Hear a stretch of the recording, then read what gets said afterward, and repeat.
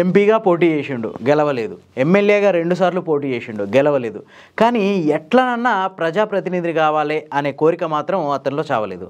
దాంతో కనీసం సర్పంచ్గానన్నా పోటీ చేద్దాం అనుకుండు. కానీ ఆయన ఉన్న గ్రామ పంచాయతీ రిజర్వేషన్లో వేరే కేటగిరీకి వెళ్ళిపోయింది. ఇక చేసేదేం లేక వార్డు మెంబర్గా పోటీ చేస్తుండు. వరంగల్ జిల్లా సంగెం మండలం వంజరుపల్లి అనే విలేజ్ ఉంది. ఈ విలేజ్కు చెందిన మోర్తాల చందర్రావు. ఈయన గతంలో రైతు సమన్వయ సమితి కన్వీనర్గా పనిచేసిండు. 2004లో వరంగల్ ఎంపీగా నామినేషన్ వేసిండు, కానీ గెలవలేదు. ఆ తర్వాత 2008లో షాయంపేట అనే అసెంబ్లీ కాన్స్టిట్యున్సీకి బై ఎలక్షన్స్ వచ్చినాయి.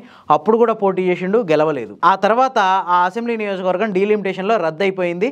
దాంతో 2009లో పరకాల నియోజకవర్గం నుంచి మళ్ళీ నామినేషన్ వేసిండు, కానీ ఓడిపోయిండు. ఇక ఫైనల్గా వంజర్పల్లి సర్పంచ్గానన్నా పోటీ చేద్దామనుకుంటే అది ఎస్టీకి రిజర్వ్ అయింది.